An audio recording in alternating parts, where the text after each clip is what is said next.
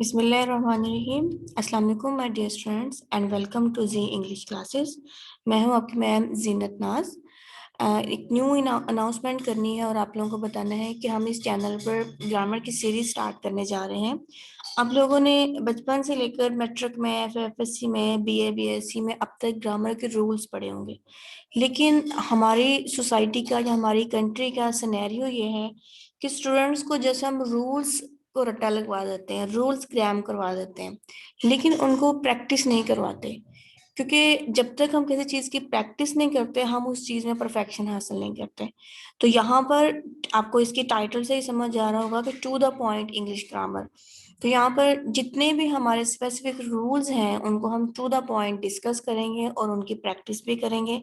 I think 1 month और more than 1 month का ये सेशन होगा, जिसमें डेली बेसिस पे आप लोगों को एक लेक्चर अपलोड कर दिया जाएगा। उसके साथ उस बुक का जहाँ से पढ़ाया जा रहा है उसकी पीडीएफ भी प्रोवाइड कर दी जाएगी, ताकि आप लोगों को कोई प्रॉब्लम ना हो। तो इसमें डेली बेसिस पर 10 to 11 और 10 to 15 के अराउंड अबाउट कुछ प्रैक्टिसेस करवाई जाएंगी और कुछ रूल्स डिस्कस किए जाएंगे और उनको बहुत इजी वे में समझाया जाएगा, ताकि वो स्टूडेंट जिनको इंग्लिश बहुत मुश्किल लगती है उनके लिए बहुत इजी हो जाए।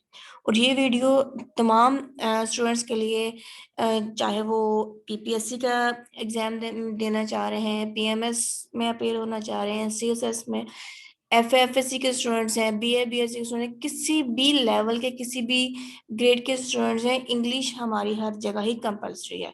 तो इंग्लिश जो है उसको हम इजी वे में बयान करेंगे, इसलिए इसका टाइटल भी रखा गया है to the point English grammar. तो आज हमारा डे फर्स्ट है, डे फर्स्ट से हम स्टार्ट करते हैं। लेकिन आप लोगों से रिक्वेस्ट है कि वीडियो स्टार्ट करने से पहले अगर आप लोग न्यू हैं तो चैनल को जरूर सब्सक्राइब कर लीजिएगा और बेल आइकन को भी क्लिक कर लीजिएगा। आज का जो हमारा फर्स्ट रूल है उसको हम देखते हैं कि जब हम इंग्लिश लर्न करने लगते हैं तो सबसे बेसिक्स जो एरर हमारे सामने आ रहे होते हैं वो क्या हो रहे होते हैं और उनको हमने कैसे ओवरकम करना है। अब इस बुक की एक अच्छी बात यह है कि इसमें उर्दू में भी दिया गया है और इंग्लिश में भी बयान किया गया है, कि ताकि अगर आप लोग बिगनर्स हैं तो उर्दू में लिखी हुई लाइंस को पढ़ के उसके मीनिंग्स को अंडरस्टैंड कर सकें। नंबर 1 है फेल अपने फाइल के साथ वाहद और जमा और सीगा में मुताबिकत रखता है। इसको सिंपल इंग्लिश में यह बता दूं आप लोगों को कि जब भी हम सब्जेक्ट एंड वर्ब एग्रीमेंट की बात करते हैं तो अगर हमारा सब्जेक्ट सिंगुलर होता है तो हमारा वर्ब भी सिंगुलर होगा, लेकिन अगर हमारा सब्जेक्ट प्लूरल होगा तो हमारा वर्ब भी प्लूरल होना चाहिए। For example, he go to college daily. अब यहाँ पर देखें, आपने गौर करना है ही क्या है। ही हमारा कौन सा सब्जेक्ट है? प्रोनाउन तो ये है, लेकिन कौन सा प्रोनाउन है? सिंगुलर प्रोनाउन है या प्लूरल प्रोनाउन है? तो ही जो है हम किसी एक पर्सन के लिए यूज कर रहे होते हैं, ही हम यूज कर रहे होते हैं किसी लड़के के लिए। तो जब हमारे पास सिंगुलर सब्जेक्ट आएगा तो डेफिनेटली हम वर्ब भी सिंगुलर यूज करेंगे। तो यहाँ पर हमारे पास ही गो टू स्कूल नहीं आएगा, बल्कि यहाँ पर हमारे पास आएगा he goes to school, sorry he goes to college daily. तो यहाँ पर ही के साथ हम गोज का इस्तेमाल करेंगे। सेकेंड एग्जाम्पल देखें, द क्रो आर थ्रस्टी। अब इस एग्जाम्पल में क्रो जो है वो एक बर्ड है और वो क्या है, तादाद में सिंगुलर है। तो इसके साथ हम आर नहीं लगाएंगे, सिंगुलर के साथ हम इज लगाते होते हैं। The crow is thirsty. Number 3 है the boys has taken the test. अब यहाँ पर देखें आपका सब्जेक्ट क्या है, सब्जेक्ट आपका है प्लूरल बॉयज। तो जब हमारे पास प्लूरल सब्जेक्ट आएगा तो डेफिनेटली हमारे पास जो उसका वर्ब है वो भी हमारे पास प्लूरल ही आएगा। तो right one is the boys have taken the test. अब ये 3 हमारे पास एग्जाम्पल्स आ गए। यहाँ से हमने ये लर्न किया कि अगर हमारा सब्जेक्ट सिंगुलर होगा तो डेफिनेटली हमारा हेल्पिंग वर्ब या वर्ब भी सिंगुलर आएगा। अगर हमारा सब्जेक्ट प्लूरल होगा तो हमारा हेल्पिंग वर्ब या वर्ब वो भी प्लूरल आएगा। अब नीचे इन्हीं 3 एग्जांपल्स को एलेबोरेट किया गया है। फिक्रा नंबर 1, फिक्रा नंबर 2 में फाइल वाहिद था, मतलब सब्जेक्ट हमारे पास सिंगुलर था, इसलिए इनके साथ फेल वाहिद लगाया गया, मतलब वर्ब फाइल जो था हमारा वो सिंगुलर लगाया गया। जबकि फिक्र नंबर 3 में फाइल जमा है इसलिए फेल जमा लगाया गया। तो फिक्र नंबर 3 में बॉयज जो कि एक प्लूरल था, प्लूरल नाउन था, तो हमने वहां पर प्लूरल वर्ब लगाया जो कि हमारा हैव था। ये हमारा फर्स्ट रूल था। सेकंड रूल की तरफ हम मूव करते हैं। सेकंड रूल है हमारे पास two or more singular subject joined by and take a plural verb. अब देखें, दो हमारे पास सब्जेक्ट्स हैं, दोनों ही सिंगुलर हैं, लेकिन उनको आपस में मिलाया किससे गया है? एंड से। तो जब दो सिंगुलर सब्जेक्ट्स को एंड के साथ मिलाया जाएगा तो वो दोनों सिंगुलर मिलके प्लूरल बन जाएंगे, और उनके साथ जो हमारा हेल्पिंग वर्ब होगा वो भी प्लूरल ही आएगा। For example, a boy and a girl is reading. अब देखिए, अ बॉय एक सिंगुलर सब्जेक्ट है, अ गर्ल ये भी एक सिंगुलर सब्जेक्ट है, लेकिन इन दोनों सब्जेक्ट्स को किसके साथ ज्वाइन किया गया? एंड के साथ। तो रूल हमने क्या पढ़ा था? जब दो सिंगुलर सब्जेक्ट्स को हम ज्वाइन करेंगे एंड के साथ तो हमारा जो वर्ब है वो प्लूरल आएगा। तो right one is a boy and a girl are reading. Second example है the wall and the tower has fallen. तो यहाँ पर the wall and the tower, तो ये दो सिंगुलर सब्जेक्ट्स हैं, तो यहाँ पर हैज नहीं आएगा, हैव आएगा। थर्ड है he and his friend has arrived. तो यहाँ पर दोनों सिंगुलर सब्जेक्ट दिए गए हैं, he and his friend have arrived, तो have आएगा, has नहीं आएगा। The viceroy and the governor general is in the town। the viceroy and the governor general दो डिफरेंट पर्सन है, एक वाइसराय है और एक गवर्नर जनरल है, तो वो दोनों कहाँ पर है? टाउन में है, तो यहाँ पर हम आर यूज करेंगे। तो सेकेंड रूल में हमने ये देखा कि जब दो सिंगुलर सब्जेक्ट्स एंड के साथ ज्वाइन होंगे तो हम हेल्पिंग वर्ब प्लूरल लगाएंगे। अब रूल नंबर 3 की तरफ चलते हैं। Two singular nouns joined by and if they mean the same person or object take a singular verb. In such cases both the nouns take the same article not a separate one. अब ये बहुत important rule है जिसको आपने ध्यान से देखना है कि जब हमारे पास दो सिंगुलर नाउन एंड के साथ ज्वाइन हो रहे होंगे, लेकिन वो दोनों आपस में मिलकर मीनिंग हमें एक दे रहे होंगे, किसी एक पर्सन का या किसी एक सिंगुलर चीज का मीनिंग दे रहे होंगे, तो वहां पर हम वर्ब सिंगुलर लगाएंगे। और जब हम इस तरह की सिचुएशन आ जाएगी तो हम आर्टिकल भी एक ही यूज करेंगे। अगर आप लोगों ने पीछे वाली एग्जांपल में देखा हो तो हमने दो सिंगुलर सब्जेक्ट्स यूज किए थे और उनके साथ हमने दो आर्टिकल। फर्स्ट वन देखें, a boy singular subject, a girl ये भी एक सिंगुलर सब्जेक्ट है, लेकिन इन दोनों के साथ हमने एक अलग अलग आर्टिकल यूज किए हैं क्योंकि ये दोनों अलग अलग हैं, बॉय अलग है और गर्ल अलग है और एंड से ज्वाइन किए गए हैं, इसलिए हमने इसका हेल्पिंग वर्ब जो था वो प्लूरल लगाया। लेकिन जो रूल नंबर 3 है उसमें हम लोग ये देख रहे हैं, जब दो सिंगुलर सब्जेक्ट्स जो हैं वो आपस में ज्वाइन हो और एंड के साथ और वो मिलकर सेम मीनिंग दे रहे हो तो उनमें से फर्स्ट वन के साथ हम आर्टिकल यूज करेंगे। एग्जाम्पल देखते हैं। हमारे पास आ रही है the poet and philosopher are dead. अब देखें, ये एक ही पर्सन की बात हो रही है। द पोइट जो बंदा था वो पोइट भी था और फिलोसफर भी था। आर डेड नहीं आएगा, the poet and philosopher is dead, मतलब एक पर्सन है वो पोइट भी है और फिलोसफर भी है। लेकिन अगर ये सेंटेंस ऐसे होता the poet and the philosopher, तो फिर हम इनके साथ हेल्पिंग वर्ब जो था वो प्लूरल लगाते, क्योंकि द पोइट एक अलग से पर्सन की बात की जा रही है, द फिलोसोफर एक अलग पर्सन की बात की जा रही है। लेकिन दोनों में से किसी एक के साथ आर्टिकल लगा होगा, इट्स मीन कि वो सिंगुलर है, किसी एक ही चीज की या किसी एक पर्सन की बात की जा रही है, then we will use singular helping verb. Next है, एक ही शख्स शायर और फिलोसफर है इसलिए वाहिद, हमने उसका जो वर्ब था वाहिद लगाया।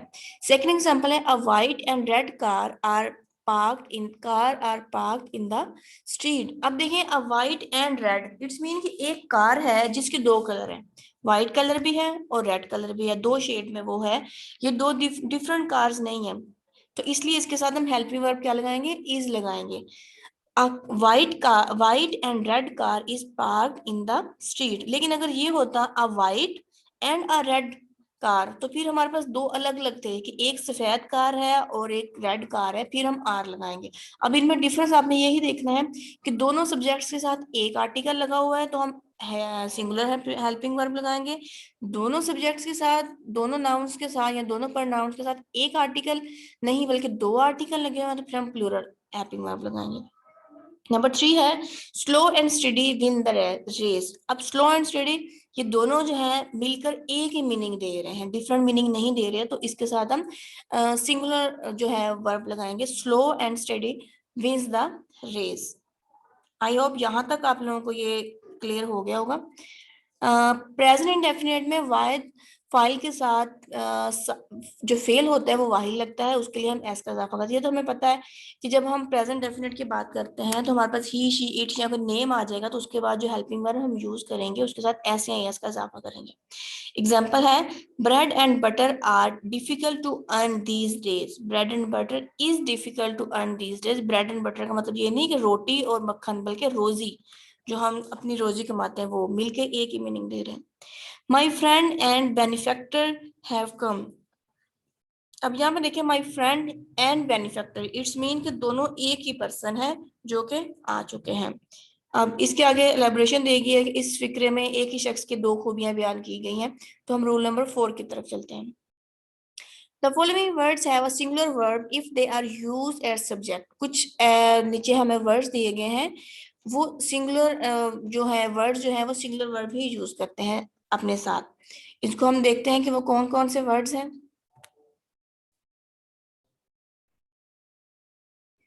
मंदरजा झैल छह अल्फाज अगर फाइल के तौर पर इस्तेमाल हो तो इनके साथ फेल भी वाहिद आएगा। मतलब जो नीचे 6 वर्ड्स दिए गए हैं, इनको एज अ सब्जेक्ट जब हम यूज करेंगे तो इनके साथ जो हेल्पिंग वर्ब आएगा या जो वर्ब आएगा वो सिंगुलर ही आएगा। वो कौन से वर्ड्स हैं हमारे पास? निदर, एवरी, ईच, मैनी, नन और इधर या आइदर, इसको दोनों प्रोनाउंस कर सकते हैं। Each one of them were guilty, तो यहाँ पर ईच आया तो ईच जो है ये हमारे पास एज अ सब्जेक्ट यूज हुआ है, तो इसके साथ हम आर नहीं, सॉरी वर नहीं यूज करेंगे, वाज यूज करेंगे। ईच वन ऑफ देम, उन तमाम में से कोई एक, वाज गिल्टी, गिल्टी था मतलब मुजरिम था, तो सब नहीं, उनमें से कोई एक। नेक्स्ट है, every one of the boys have stolen the book, तो every one of the boys, लड़कों में से किसी एक लड़के ने, हैव नहीं आएगा, has stolen the book.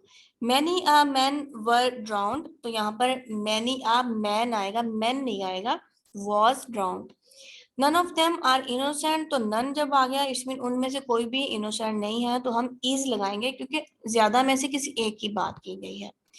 Next हमें एग्जांपल दे रहा है मैनिया की, कि मैनिया आ को हम किस तरह से यूज करते हैं। Many a a large number of use with singular noun and singular verb. Many a strong man has weakened before such a challenge. Many a famous pop star has been earned by drugs. Many a का मतलब बहुत ज्यादा, लेकिन इस लफ्ज के साथ इसम जो है वो वाहिद लगाएंगे और फेल भी वाहिद ही लगता है। आगे एलेबोरेशन दी गई है फिक्र नंबर 5 और 6 की, इसको आप लोग जस्ट रीड कर लीजिएगा, बात वही है जो मैंने ऊपर बता दी है। रूल नंबर 5 देखते हैं, two singular noun joined by either और नीदर नॉर। ईदर और के साथ ज्वाइन किए जाएंगे, नीदर नॉर के साथ किए जाएंगे, तो हमारे पास जो वर्ब होगा वह सिंगुलर होगा। अब सबसे पहले आप लोगों को ये पता होना चाहिए, ईदर और नीदर नॉर। ईदर और हमें पॉजिटिव मीनिंग दे रहा होता है, मतलब या वो दोनों में से कोई एक। तो जहर जब हमारे पास पॉजिटिव मीनिंग दे रहा है, पहली बात तो ये आ गई कि कुछ भी हुआ है तो दोनों में से किसी एक ने किया है या ज्यादा में से किसी एक ने किया है, तो वहां पर हम सिंगुलर यूज करेंगे हेल्पिंग वर्ब या वर्ब। और नीदर नॉर का मतलब है कि ना वो और ना वो, मतलब दोनों में से कोई भी नहीं, तो यहाँ पर नेगेटिव मीनिंग दे रहा है। इधर और जो है ये हमें किसी काम के होने की श्योरिटी दे रहा है, और नीदर नॉर जो है वो किसी काम के ना होने का बता रहा है। तो इन दोनों, ये दोनों जब कहीं पे यूज होंगे, इधर और नीदर नॉर, इनके साथ जो हम हेल्पिंग वर्ब या वर्ब लगाएंगे वो सिंगुलर होगा। For example, either he or his brother have stolen the book. अब यहाँ पर स्टूडेंट्स क्या करते हैं, इधर ही को देखते हैं और हिज ब्रदर को देखते हैं, तो वो कहते हैं कि दो सब्जेक्ट्स हैं, इट्स मीन कि हम जो उसके बाद वर्ब आएगा वो हम प्लूरल लगाएंगे, तो ये रॉन्ग होगा, क्योंकि यहाँ पर ये कहा गया है कि ना ही वो या वो, उन दोनों में से किसी एक ने बुक को चोरी किया है। तो इधर he or his brother has stolen the book, तो यहाँ पर हम हैज लगाएंगे। निदर और nor, neither he nor his daughter have stolen the watch, तो यहाँ पर ना ही उसने और ना ही उसकी बेटी ने घड़ी चुराई है, तो दोनों में से किसी एक ने भी नहीं चुराई, तो यहाँ पर निगेशन आ रही है, नेगेटिव सेंस में आ रहा है, तो यहाँ पर हम लगाएंगे neither he nor his daughter has stolen the watch. Rule number 6 है, when two subjects joined by either or neither nor are of different person, the verb agrees in person with the one of nearest to them। अब different person की जब उसमें बात करेंगे तो हम verb उसी के अकॉर्डिंग लगाएंगे जिसके वो ज्यादा करीब तरीन होगा। For example, neither he nor we is angry. अब ऊपर अगर आपने देखा हो तो दोनों सिंगुलर सब्जेक्ट थे। जब हमने ऊपर वाली एग्जांपल्स देखी तो वहां पर हमारे पास दोनों सब्जेक्ट्स जो थे, या तो वो दोनों सिंगुलर आएंगे या दोनों प्लूरल आएंगे। देखें, इधर ही और हिज ब्रदर, ही भी सिंगुलर है, हिज ब्रदर भी सिंगुलर है। सेकंड एग्जांपल में ही नॉर हिज डॉटर, ये दोनों सिंगुलर हैं। इस चीज का आपने ख्याल रखना है। लेकिन अगर हमारे पास इधर और नीदर नॉर जो डिफरेंट सब्जेक्ट के साथ आ जाता है, मतलब एक सब्जेक्ट सिंगुलर है दूसरा प्लूरल है, तो इसमें हमने जो नियरेस्ट होगा हमारे पास वर्ब, वो सब्जेक्ट उसके अकॉर्डिंग लगाएंगे। For example, neither he nor we is angry. अब नीदर के बाद जो ही है वो सिंगुलर है, नॉर के बाद जो हमारे पास सब्जेक्ट लगा है वी वो प्लूरल है, तो डेफिनेटली हम वी के अकॉर्डिंग ही हेल्पिंग वर्ब लगाएंगे, और यहाँ पर हम लगाएंगे are. Neither he nor we are angry. Second example है, इधर यू और ही आर मिस्टेकन। अब इधर यू और ही जो है सिंगुलर हमारे पास सब्जेक्ट है, तो हम इसी के अकॉर्डिंग आर नहीं लगाएंगे, इज लगाएंगे। ठीक है, यहाँ तक के रूल्स आई होप क्लियर हो गए होंगे आप लोगों को। अब नीचे वो बता रहा है, इट्स बेटर टू से, अगर आप इस तरह से कहें तो कहना ज्यादा बेहतर होगा, neither he is angry nor we are. Either you are mistaken or he is. Neither you are to blame nor he is. तो आप इसको इस तरह से भी लिख सकते हैं, बल्कि इस तरह लिखना ज्यादा बेहतर होगा। अब रूल नंबर 7 की बात करते हैं। जितने भी अब तक मैंने रूल्स पढ़ाए हैं आप लोगों को, ये बहुत इंपॉर्टेंट है। When two nouns are joined by with or as well as। अब यहाँ पे देखें कि दो nouns हैं, उनको हमने किससे जोड़ना है, विद के साथ या एज वेल एज के साथ। पीछे जो हमने रूल्स पढ़े थे वहां पर हमने एंड देखा, इधर और देखा, नीदर और देखा। तो यहाँ पर हम बात कर रहे हैं कि जब दो नाउन्स हमारे पास ज्वाइन हो जाएंगे विद के साथ या एज वेल एज के साथ, तो फिर हम कौन सा वर्ब लगाएंगे, the verb agrees with first noun whether it is singular और प्लूरल। अब जब हमने देखा कि दो हमारे पास सब्जेक्ट जो है, नाउन जो है वो विद या एज वेल एज के साथ ज्वाइन हो रहे हैं, तो हमने हेल्पिंग वर्ब जो लगाना है वो फर्स्ट नाउन के अकॉर्डिंग लगाना है। जैसे हमने ऊपर अभी देखा था, इधर और नीदर नॉर जब हमने यूज किया, तो हेल्पिंग वर्ब हम नियरेस्ट के करीब लगाएंगे, मतलब जो नियरेस्ट होगा उसके अकॉर्डिंग। लेकिन यहाँ पर जब हम बात कर रहे हैं, तो जब कोई भी दो नाउन जो है विद और एज वेल एज के साथ ज्वाइन होंगे, तो हेल्पिंग वर्ब जो है हम फर्स्ट नाउन के अकॉर्डिंग लगाएंगे। एग्जाम्पल देखते हैं तो ज्यादा अच्छे तरीके से क्लियर हो जाएगा।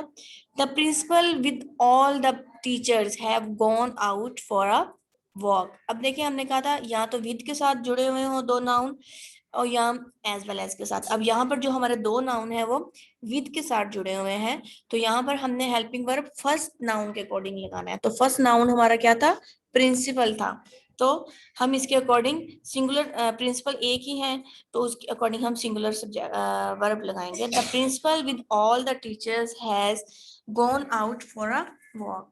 सेकंड एग्जांपल देखें, physics as well as mathematics are taught in our college. तो फिजिक्स जो था ये हमारा फर्स्ट नाउन था, और हम सेकंड नाउन के साथ हमने एज वेल एज यूज करके हमने इसको कंबाइन किया है। तो जहां पर विद के साथ दो नाउन्स कंबाइन होंगे, एज वेल एज के साथ कंबाइन किए गए होंगे, ज्वाइन किए गए होंगे, तो वहां पर हम हेल्पिंग वर्ब हमेशा फर्स्ट नाउन को देखकर ही लगाते हैं। तो यहाँ पर हम फिजिक्स के अकॉर्डिंग यहाँ पर लगाएंगे।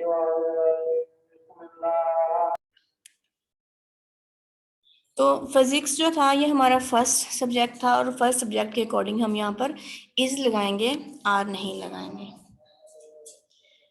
थर्ड एग्जाम्पल है, the students as well as the teacher is absent.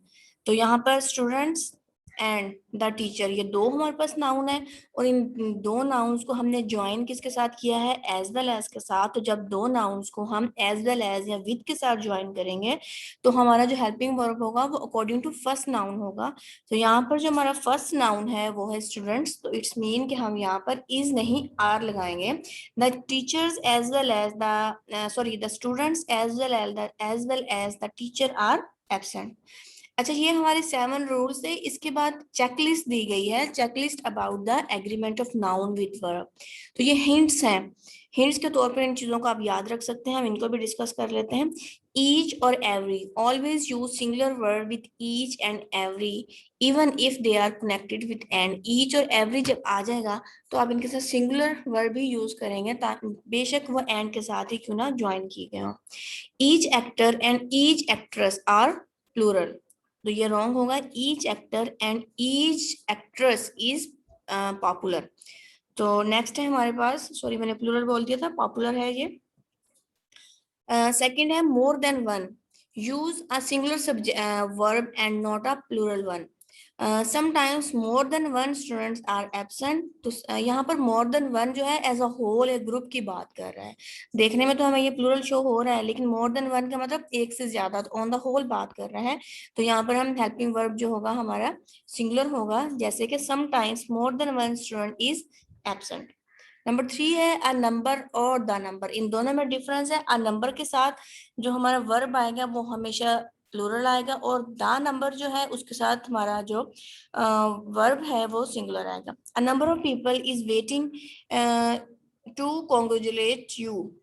अब यहाँ पर देखें आ नंबर है, तो आ नंबर के साथ हम हेल्पिंग वर्ब जो है वो प्लूरल लगाएंगे, तो यहाँ पर इज नहीं आएगा, आर आएगा। A number of people are waiting to congratulate you.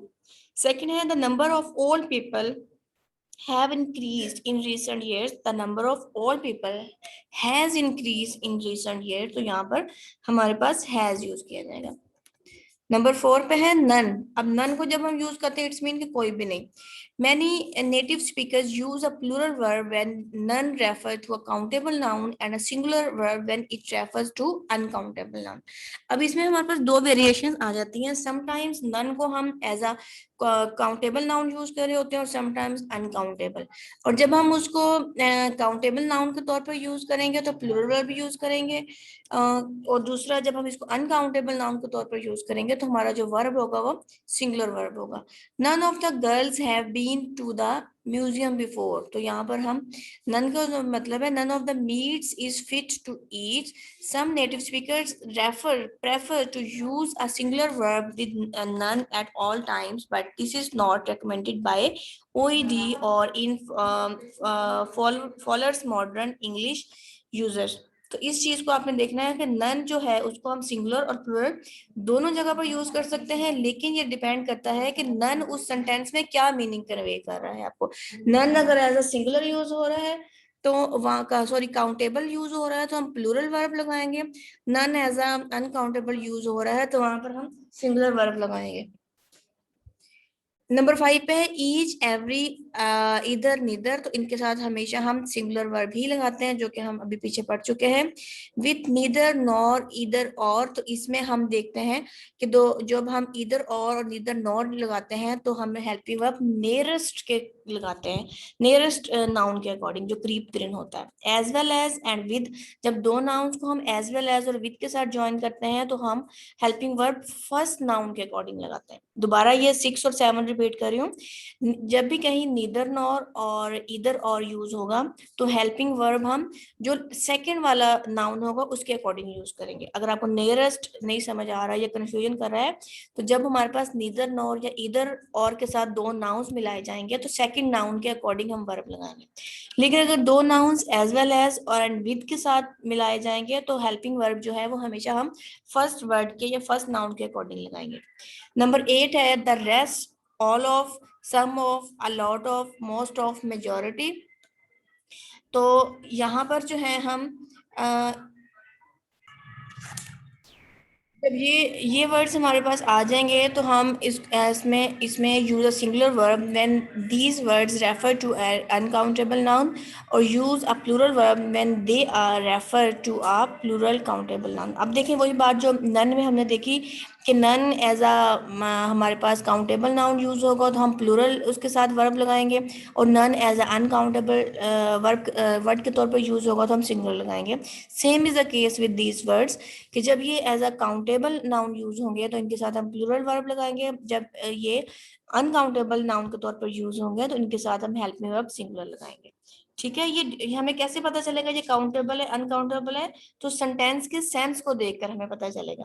जैसे एग्जांपल दी गई है the rest of the meat means rice butter milk bread are bad, तो ये इनकरेक्ट होगा।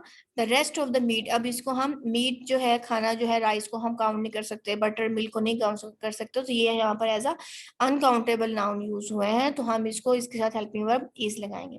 The rest of the man, अब मैन जो है उनको हम काउंट कर सकते हैं, इट्स मीन कि ये as a the rest of the, ये जो वर्ड है ये काउंटेबल नाउन के तौर पर यूज हुआ है, तो यहाँ पर हमारा हेल्पिंग वर्ब जो होगा वो प्लूरल होगा, तो यहाँ पर आएगा the rest of the man, for example people, cakes, apples are bad, तो यहाँ पर हम बैड यूज करेंगे।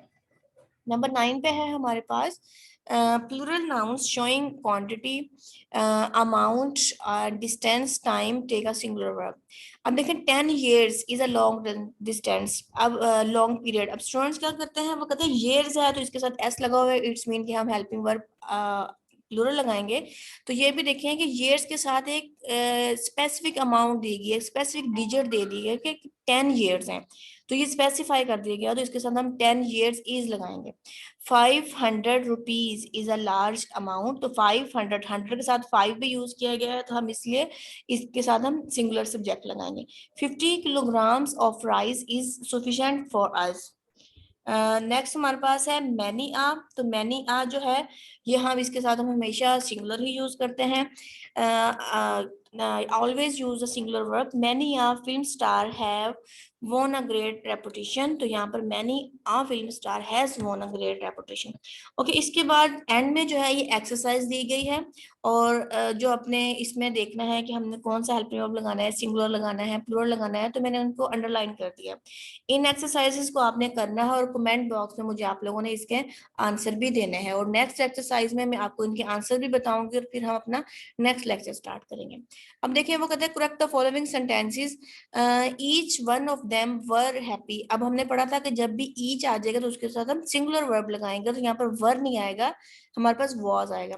इसी तरह से जो नीचे एग्जांपल्स दिए एक्सरसाइज में आपको सेंटेंसेस दिए गए हैं, मैंने इनके जो भी फॉर्म चेंज करनी है मैंने उनको अंडरलाइन कर दिया है, आप इनको चेंज करें और इनके आंसर कमेंट बॉक्स में बताएं, और मैं नेक्स्ट वीडियो में पहले इनके आंसर बताऊंगी, then we will start our next topic. तब तक के लिए अगर आप लोग न्यू हैं तो चैनल को सब्सक्राइब कीजिएगा, वीडियो अच्छी लगे तो लाइक शेयर भी कीजिएगा। तब तक के लिए अल्लाह हाफिज।